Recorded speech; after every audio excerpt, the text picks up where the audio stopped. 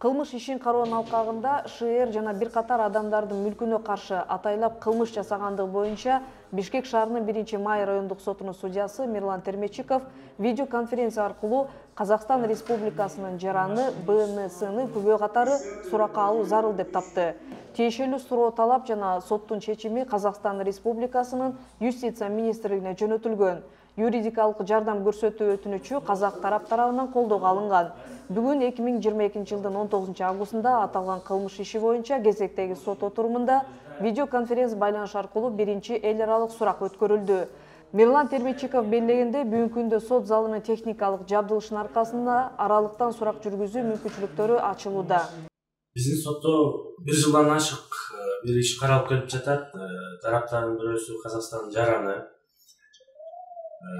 Мурда видеоконференц байланыш аркылуу чет өлкөлүк жарандарды видеоконференц байланыш аркылуу сурак кылууга мүмкүн эмес эле.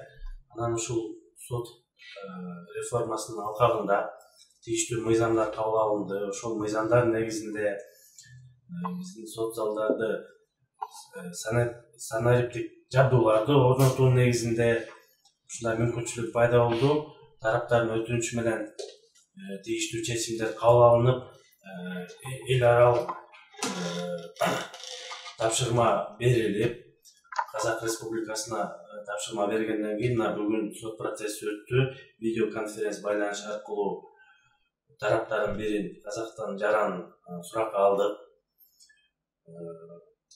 Мындай көрүнүш бул адамдардын укуктарын камсыз кылуу, сот процессинин катышуучуларын бир эле жабырлануучу тарап эмес, айыпталуучу тараптардын дагы өздөрүнүн суроолорун берип алышты.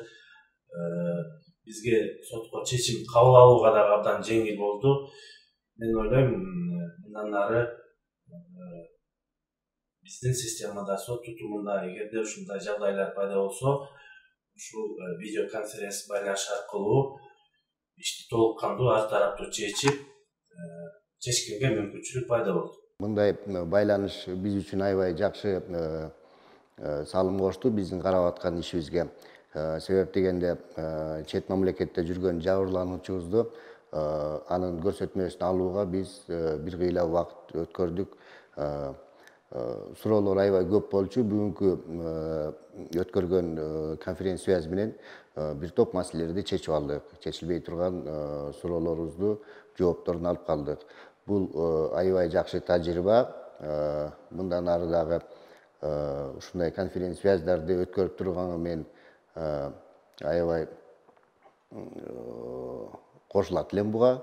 Себеп дегенде бүгүнкү күндө көп эле иштерибиз соттун отурумунун катышуучулары жоктугуна байланыштуу далилине чыкпай калып атат. Ошондуктан бул аябай жакшы тажрыйба, мен колдойт элем муну. Коронавирустук инфекциянын жайылтуу коркунучуна байланыштуу киргизилген чектөөлөрдүн башталышы менен Кыргыз Республикасынын Юстиция министрлигине караштуу жазаларды аткаруу кызматынын мекемелеринде жаткан процесстин катышуучуларынын суракка алуу практикасы киргизилгендигин белгилейбиз. Мындай чара айыпталуучуларды соттук отурумдарга атайын транспорттор менен ташуу жана кайтаруу маселелериндеги түйшүктөрдү гана азайтпастан, аларга каралган материалдык чыгымдарды кыскартууга дагы шарттарды түзмөкчү. Маалым болгондой, Кыргыз Республикасынын жогорку сотунун жетекчилиги облустук соттор жана Бишкек шаардык соту менен видеоконференц байланыш режиминде онлайн жолугушууларды үзгүлтүксүз өткөрүп турат. Бул ички байланыштын натыйжалуулугун жогорулатууда.